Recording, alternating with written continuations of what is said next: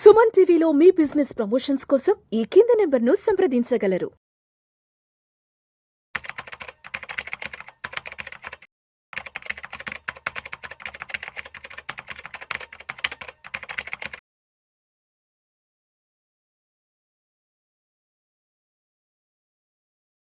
Welcome to Vishnu talks. నేను విష్ణు. ప్రస్తుతం నాతో పాటు AMFI registered mutual fund distributor Bonugela Salman గారు ఉన్నారు. వారితో మాట్లాడదాం. సాల్మన్ గారు నమస్తే సార్. నమస్తే అండి విష్ణు గారు.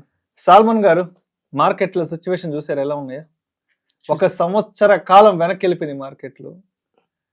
ఒక 7-8 months బ్యాక్ మనం మార్కెట్స్ హైస్ చూస్తే 86,000 ఆల్ టైమ్ హై చూసాం. సెన్సెక్స్, నిఫ్టీ ఏమో 26,000 ఆల్ టైమ్ హై చూసాం.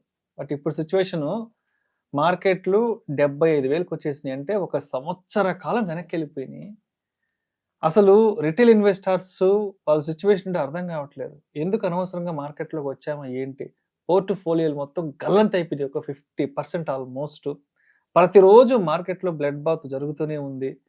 ఈ ఎఫ్ఐఎల్ చూస్తే వాళ్ళ ధోరణి ఏంటో అర్థం కావట్లేదు. ప్రతిరోజు సెల్లింగ్ చేస్తానే ఉన్నారు. ఈ సెల్లింగ్కి బ్రేక్ పడేది ఎప్పుడు? ఈ మార్కెట్ కొలాప్స్కి బ్రేక్ పడేది ఎప్పుడు? ఎస్పెషల్లీ ఒక్కసారి మనం మ్యూచువల్ ఫండ్ ఇండస్ట్రీ గురించి మాట్లాడుకుంటే, ఈ లాస్ట్ 3-4 years మార్కెట్ ర్యాలీని చూసి ఇటు ఈక్విటీలోకి వచ్చిన వాళ్ళు కానివ్వండి, మ్యూచువల్ ఫండ్స్లో వచ్చిన వాళ్ళు కానివ్వండి, ఇప్పుడు చాలా డైలమాలో ఉన్నారు. ఏంటి అసలు మ్యూచువల్ ఫండ్ ఇన్వెస్ట్మెంట్స్ సిప్పులు ఆపేద్దామా, పాజ్లో పెట్టుకుందామా, రిడెంప్షన్ కొట్టేద్దామా? సరే, ఇప్పటి వరకు ఎంతో అక్యుములేట్ అయింది కదా, అది మొత్తం తీసుకొని వేరే ఇంకేదైనా ఇన్వెస్ట్మెంట్ అవెన్యూలోకి వెళ్దామా అంటూ చాలా దిక్కుతోచని పరిస్థితిలో ఉన్నారు. కాబట్టి ఈ టైంలో ధైర్యంగా మార్కెట్ని ఎలా ఎదుర్కోవాలి అంటారు అసలు? విష్ణు గారు మంచి క్వశ్చన్ అడిగారండి. Thank you very much for inviting me. ఇప్పుడు చూడండి, 6-7 నెలల క్రితం మార్కెట్స్ ఆల్ టైమ్ హైకి వెళ్ళాయి. అరౌండ్ 86,000 సెన్సెక్స్. ఈరోజు 75,900 సుమారుగా, అంటే 76,000.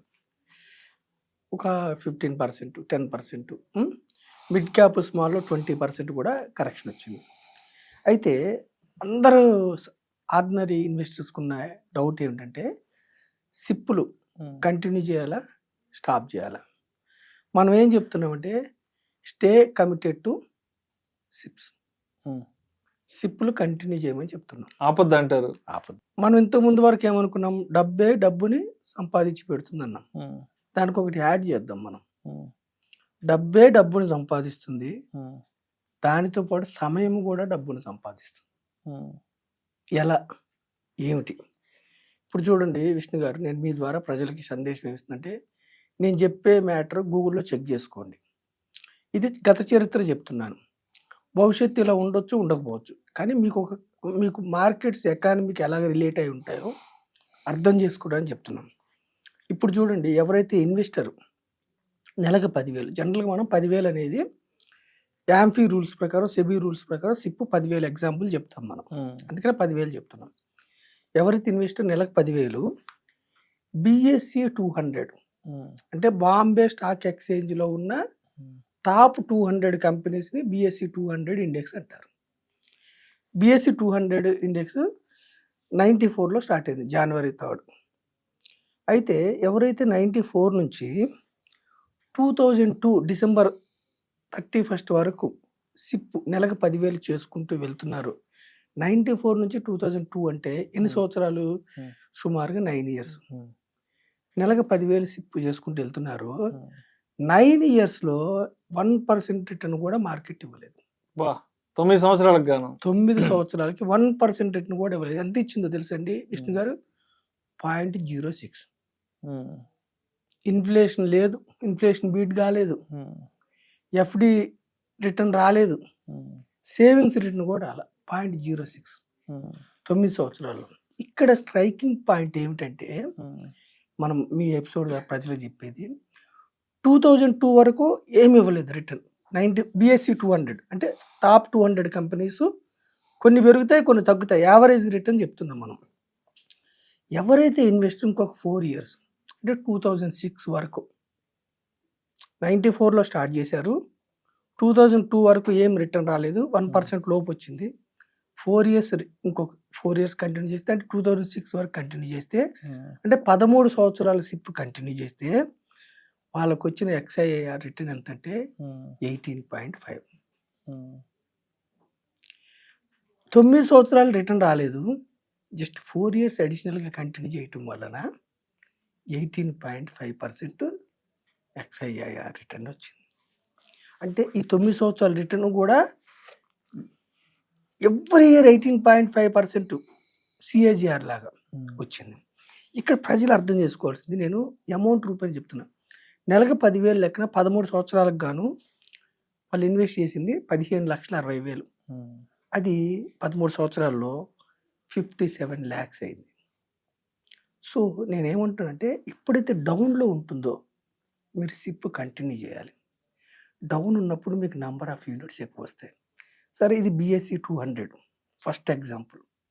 13 ఇయర్స్ ఉంటే 9 ఇయర్స్ వరకు ఏం రిటర్న్ రాలేదు. 13 ఇయర్స్ ఉంటే 18.5%. మిడ్ క్యాప్ చాలామంది ఈ మధ్యకాలంలో small cap funds, mid cap funds తీసుకున్నారు. Mid cap index. Mid cap అంటే ఏమిటి విష్ణు గారు? ఇండియాలో ఉన్న టాప్ 100 కంపెనీస్ లార్జ్ క్యాప్ అంటారు. 101 నుంచి నెక్స్ట్ 250 కంపెనీస్ వరకు, ఆ 150 కంపెనీస్ మిడ్ క్యాప్ అంటారు. మిడ్ క్యాప్ ఇండెక్స్ అంటే BSE 150. ఓకేనా? ఇప్పుడు ఎవరైతే మిడ్ క్యాప్ 150 ఇండెక్స్లో, సరే ఇంతకుముందు ఎగ్జాంపుల్ మనం ఏం చెప్పాం, 94 నుంచి చెప్పాం. 94 అంటే చాలా ఓల్డ్. సరే 2006 నుంచి తీసుకుందాం, అంటే గత 19 ఏళ్ళు. ఇప్పుడు 2025, 2006 నుంచి తీసుకుందాం. 10,000 సిప్ ఎవరైతే 2006లో మిడ్ క్యాప్ ఇండెక్స్లో, అంటే మిడ్ క్యాప్ అంటే టాప్ నెక్స్ట్ 150 కంపెనీస్లో స్టార్ట్ చేశారో, అప్ టు 2006 నుంచి 2013 వరకు, అంటే సుమారుగా 8 ఇయర్స్ ఎక్స్ఐఆర్ రిటర్న్ ఎంతో తెలుసా విష్ణు గారు? 6.9%. అంటే 8 సంవత్సరాలు మిడ్ క్యాప్ ఇండెక్స్లో కూడా ఓన్లీ FD రిటర్న్ మాత్రమే వచ్చింది. అయితే ఇక్కడ ఏంటంటే మనం ఇంపార్టెంట్ పాయింట్, 2013 కాకుండా 2006 నుంచి 2013 వరకు అంటే 8 సంవత్సరాలు, ఇంకొక 4 సంవత్సరాలు అంటే 2017 వరకు కంటిన్యూ చేశారు. వాళ్ళకి 7% కాదు, అవి కవర్ అయ్యి 17% రిటర్న్ వచ్చింది. అంటే ఎప్పుడైతే మార్కెట్స్ డౌన్ అవుతాయో అప్పుడు మీరు కంటిన్యూ చేసుకోవాలి. అంటే ఇక్కడ చూడండి, 8+ అంటే 12 ఇయర్స్లో 14 lakhs వచ్చి 44 lakhs అయింది. అంటే 2006 నుంచి 2017 వరకు ఎవరైతే కంటిన్యూ చేశారో, ఎవరైతే 14 లక్షలు కట్టారో, నెలకు 10,000 లెక్కన 44 లక్షలు అయింది. ఎవరైతే 2024 అంటే మొన్న December 31 వరకు కంటిన్యూ చేశారో మిడ్ క్యాప్ ఇండెక్స్లో 17% ఇచ్చింది. అంటే షార్ట్ పీరియడ్లో 5 ఏళ్ళు 8 ఏళ్ళు నెగిటివ్ రిటర్న్స్ వస్తే కూడా భయపడకుండా సిప్పులు కంటిన్యూ చేయాలి. అసలు ఎందుకు పడుతున్నాయి మార్కెట్స్? ఆల్ టైమ్ హైకి వచ్చి డౌన్ అవుతున్నాయి విష్ణు గారు. ఎందుకు పడుతున్నాయి? ఒక రీజన్ ఏమిటి? వాల్యుయేషన్స్ అంటే ఏమిటి? వాల్యుయేషన్స్ అంటే ఏమిటి? సపోజ్ ఒక కంపెనీ ఉంది, దానికి 6% 7% లాభం వస్తుంది. కానీ కంపెనీ షేరు 15% 20% పెరిగింది అనుకో, అది కరెక్టా? కంపెనీకి లాభం వచ్చిన దాన్ని బట్టి ప్రపోర్షనేట్గా షేర్ వాల్యూ పెరగాలి. కంపెనీకి 6% ప్రాఫిట్స్ వస్తే, 7% ప్రాఫిట్స్ వస్తే, ఒక సంవత్సరంలో profit after tax share value ఎంత పెరగాలి? ఒక 6% 7% ఒక 10%. 20% పెరిగితే ఏమవుతుంది? దాన్ని ఓవర్ వాల్యుయేషన్స్. ఇప్పుడు మీ నెల్లూరులోనే గజం ఒక 50,000 ఉందనుకోండి సపోజ్. ఆ 50,000 కాకుండా అక్కడ అమ్మేవాళ్ళు లేరని ఒక 70,000 ₹1,00,000 పెట్టి ఒక చోట ఒకరు కొన్నారనుకోండి, 10 మంది కొన్నారనుకోండి, లాస్ట్కి ఏమవుతుంది? ఎక్కువ ఇక్కడ ఇంత లేదు, ఓవర్ వాల్యుయేషన్ అయింది, వద్దని ఆపుతాం. స్టాక్స్లో కూడా ఏమవుతుందంటే, కంపెనీకి వచ్చే ఎర్నింగ్స్ తక్కువ ఉండి, అంటే లాభాలు తక్కువ ఉండి, ప్రైస్ విపరీతంగా పెరిగితే price divided by earning per share PE ratio ఎక్కువ అయిపోతే వాల్యుయేషన్ ఎక్కువ అంటారు. వచ్చేలా ఇప్పుడు ఎవ్రీ క్వార్టర్ ప్రాఫిట్స్, మనకి నెట్ ప్రాఫిట్స్ రిజల్ట్స్ వస్తాయి. వచ్చే లాభాలు తక్కువ ఉండి షేర్ వాల్యూ విపరీతంగా పెరుగుతుంటే ఏమవుతుందంటే, ఆటోమేటిక్గా వాల్యుయేషన్ ఎక్కువ ఉంది కాబట్టి కరెక్షన్ గురవుతుంది. మార్కెట్ దానంతట అదే సరి చేసుకుంటుంది. మార్కెట్ని ఎవరు ప్రిడిక్ట్ చేయలేరు. ఫండ్ మేనేజర్స్ ప్రిడిక్ట్ చేయలేరు, ఏ ఒక్కళ్ళు యూట్యూబ్లో వచ్చి చెప్పే వాళ్ళు కూడా ప్రిడిక్ట్ చేయలేదు. మొన్న ఏమనుకున్నాం, మన బడ్జెట్లో నిర్మలా సీతారామన్ గారు 12,75,000 ఎగ్జామ్షన్ ఇచ్చిన తర్వాత అందరూ ఏమనుకున్నారు, మార్కెట్స్ పెరుగుతాయి అనుకున్నారు. ఢిల్లీ ఎలక్షన్ లో బీజేపీ గెలిస్తే కూడా ఇక మార్కెట్స్ పరుగులు తీస్తాయి, ఇంక తిరుగులేదని కూడా అందరూ అనుకున్నారు. అయినా కూడా మార్కెట్ దేన్ని లెక్క చేయలేదు. అంటే మార్కెట్ ఎప్పుడు కూడా మార్కెట్ అదే సుప్రీం, దానికి అదే లెవెల్ చేసుకుంటది. ఎప్పుడు కూడా demand and supply, net profit, company షేర్లు ఎప్పుడు కూడా నెట్ ప్రాఫిట్స్ని బట్టి ఆధారపడి ఉంటాయి. షార్ట్ ఎందుకు పెరిగే మరి విపరీతంగా వాల్యూషన్ అంటే కోవిడ్ తర్వాత కరెక్షన్ లేదు. అందరూ ఏమనుకుంటే మార్కెట్స్ ఇలాగే పెరుగుతాయని మిడ్ స్మాల్ క్యాప్స్ లో కుమ్మరించడం వల్ల ఓవర్ వాల్యూషన్ అయినప్పుడు ఇప్పుడు నిటారుగా పెరిగిన చెట్టు ఏమవుతుంది, గాలి వచ్చినప్పుడు పడిపోతుంది. అదే నిటారుగా కాకుండా ఇలా అడ్డంగా పెరిగింది అనుకోండి, స్ట్రెంత్ ఉంటుంది. పునాది గట్టిగా లేని బిల్డింగ్ ఎత్తు పెడితే ఏమవుతుంది, అలా కాకుండా పునాది గట్టిగా వేసామనుకోండి. అంటే వాల్యుయేషన్స్ కూడా అంతే, మార్కెట్ ఎప్పుడు కూడా దానికి అదే సెట్ చేసుకుంటుంది. మార్కెట్స్ని ఎవరు ప్రిడిక్ట్ చేయలేరు. అయితే మనం అంతిమంగా చెప్పేది ఏమిటంటే, దీర్ఘకాలం ఉంటే బిఎస్సి 200 కానీ, నిఫ్టీ 100 అంటే టాప్ మోస్ట్ 100 కానీ, నిఫ్టీ 500 కానీ, ఇవన్నీ మన ఎకానమీకి సూచిక, మన ఎకానమీకి అండర్లయింగ్. దీర్ఘకాలంలో ఈక్విటీసు ఎఫ్డీల కంటే, గోల్డ్ కంటే, సుకన్య సమృద్ధి కంటే, పిఎఫ్ కంటే, any other asset high returns ఇస్తుంది. కానీ పేషెన్స్ పేస్. ఇవి నిఫ్టీ స్మాల్ క్యాప్ కూడా 2006, నిఫ్టీ స్మాల్ క్యాప్ 250 ఇండెక్స్ కూడా 2006 నుంచి 2013 వరకు ఓన్లీ 4% ఇచ్చింది. అంటే సేవింగ్స్ వడ్డీ మాత్రం వచ్చింది. కానీ ఎవరైతే ఈ రోజు వరకు 24 వరకు ఉన్నారో 16% ఇచ్చింది. అంటే మనం ఏం చెప్తున్నామంటే, షార్ట్ పీరియడ్ కోసం ఈక్విటీస్లోకి రావద్దు, లాంగ్ పీరియడ్ కోసం రండి. ఈక్విటీస్ అంటే మనం ఇక్కడ చెప్పేదన్నీ ఇండెక్స్ల గురించే. సెన్సెక్స్ కానీ, నిఫ్టీ కానీ, బిఎస్సి 200 కానీ, మిడ్ క్యాప్ ఇండెక్స్ కానీ, స్మాల్ క్యాప్ 250 ఇండెక్స్ కానీ, వీటి గురించి చెప్తున్నాం. ఏది పడితే అది చెత్త కంపెనీ స్టాక్ కొనుక్కొని లాంగ్ రన్ ఉన్నాను కదా, నాకు వెల్త్ క్రియేట్ కాలేదంటే దాని గురించి చెప్పట్లేదు. Equities are very good asset creators for longer period. So మనం ప్రజలకు ఏం చెప్తున్నాం అంటే, విష్ణు గారు ఈ ఎపిసోడ్ ద్వారా వాల్యుయేషన్స్ హై ఉండటం వల్ల, ఎఫ్ఐఐలు సెల్ చేయటం వల్ల, డాలర్తో కంపేర్ చేస్తే రూపీ డిప్రిషియేషన్ వల్ల, వివిధ కారణాల వల్ల మార్కెట్ కరెక్షన్ అయింది. ఈ కరెక్షన్ మీకు ఆపర్చునిటీ. భూమి మీద ఏ వస్తువైనా తగ్గినప్పుడు మనం హ్యాపీ కొనుక్కుంటాం. ఇప్పుడు గోల్డ్ ఉంది, 90,000 ఉంది, 70,000కి వస్తే తప్ప సంతోషపడి కొనుక్కుంటారు. స్టాక్స్ ఎందుకు భయపడుతున్నారు?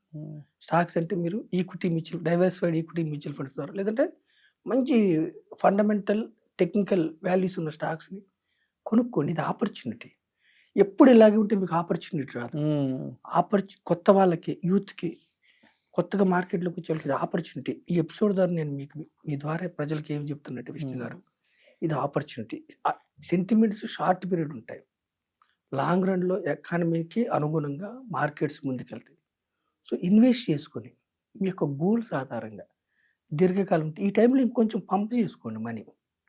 మీ దగ్గర 10 లక్షలు ఉంటే 2 లక్షలు 3 లక్షలు పెట్టండి, తగ్గినప్పుడల్లా పంప్ చేసుకోండి, వెల్త్ క్రియేట్ చేసుకోమని నేను ప్రజల్ని మీ ద్వారా అభ్యర్థిస్తున్నాను. సో మొత్తానికి మార్కెట్స్ అనేవి ఎప్పుడు ఆల్ టైమ్ హైలో వెళ్తుంటే మార్కెట్లోకి ఎంటర్ అవ్వడానికి అందరికీ ఆపర్చునిటీ కుదరదు. కాబట్టి ఎస్, మార్కెట్ ఫాలో అయినప్పుడు దాన్ని కూడా మనం క్యాష్ చేసుకోగలగాలి.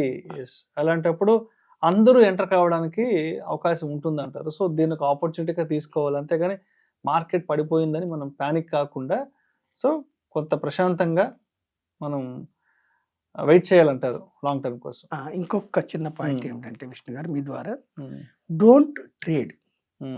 సేవింగ్స్లో పెడితే ఇన్ఫ్లేషన్ రాదు, ట్రేడింగ్ చేస్తే మొత్తం డబ్బులు పోద్ది. సేవింగ్స్ వద్దు, ట్రేడింగ్ వద్దు, ఓన్లీ ఇన్వెస్ట్ కూడా తెలియని వాళ్ళకి డైవర్సిఫైడ్ ఈక్విటీ మ్యూచువల్ ఫండ్స్, తెలిస్తే మంచి స్టాక్స్ కొనుక్కోండి, డైవర్సిఫికేషన్ చేసుకోండి, ధనం సమకూర్చుకోండి, వెల్త్ సమకూర్చుకోండి, ధనవంతులు కండి, నాలెడ్జ్తో ముందుకెళ్ళండి. సో మొత్తానికి ట్రేడింగ్ చేసి చేతులు కాల్చుకోవద్దు అంటారు, సేవింగ్ చేసి ఇన్ఫ్లేషన్ కన్నా తక్కువ వచ్చే రిటర్న్స్ జోలికి వెళ్ళొద్దు అంటారు. ఏదైనా సరే లాంగ్ టర్మ్గా ఇన్వెస్ట్ చేసుకొని ఇన్ఫ్లేషన్ని బీట్ చేయగలిగే రిటర్న్స్ని తీసుకోమంటారు, అంతే కదా? అంతే అండి, చరిత్ర చెప్తుంది కాబట్టి మీరు చెక్ చేసుకోండి, చెక్ చేసుకొని ముందుకెళ్ళండి.